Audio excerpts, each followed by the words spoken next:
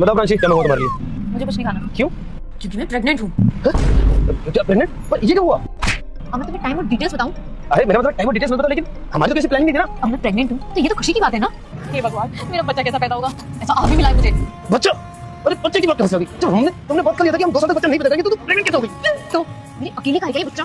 अरे अकेले का नहीं, लेकिन देखो अभी बच्चा प्लानिंग करने का कोई प्लान नहीं है। ये बात अपने दिमाग में अच्छे से नोट करके रख लो। मुझे ये बच्चा चाहिए मतलब चाहिए।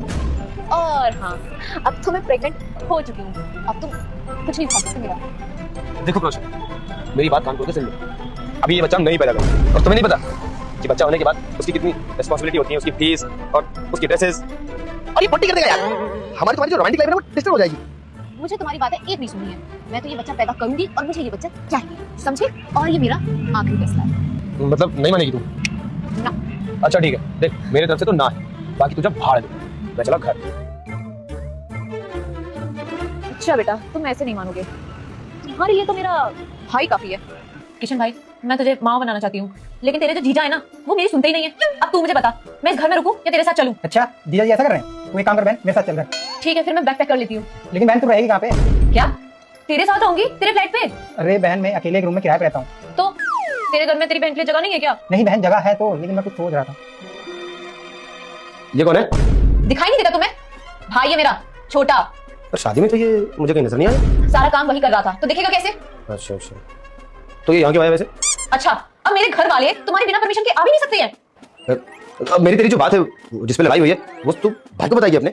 आपकी मेरी लड़ाई है तो मैं अपने घर में भी ना बताऊं, आपके घर में भी ना बताऊं। मैं अपने घर पे ही बताऊंगी, तुम्हारे घर पे बताऊंगी, और तो और पड़ोसियों को बताऊंगी, तुम्हारे दोस्तों को भी बताऊंगी। देखो प्राची, दिमाग मत खराब करो, ठीक है? अभी तुम्हारी मेरी लड़ाई है यार, हम बैठ के सॉल्व कर लेंगे। बता रहा तुम्हें, फालतू की बात मत करो, समझी? तुम क्या कहोगे? कह के तो दिखाओ। अब मैं अपने घर जा रही हूँ, इसीलिए मैंने अपने भाई को बुलाया है, समझे तुम? देखो जो तुम चाहती हो ना वो हम कर लेंगे, लेकिन अभी नहीं यार। अभी हम जवान है और अभी हमें बहुत कुछ करना है, हम बाद में प्लानिंग कर लेंगे, समझी? मैं हो चुकी हूँ, अब मैं करूंगी। दीदी क्या होती है? कुछ नहीं, उनको बोल रही हूँ, उनको सब पता है। देखो तुम लड़ाई करना बंद करो, समझी? अब तुम्हारी जिद है, तुम करो जाके। मेरा मतलब है कि हम दोनों मिलकर कर लेंगे। थोड़ी सी परेशानी है यार, अभी सैलरी में इंक्रीमेंट नहीं हुआ है, तो इसलिए सोचा था कि थोड़े पैसे बढ़ जाए, फिर बेबी से भी आता घर में तो अच्छा लगता।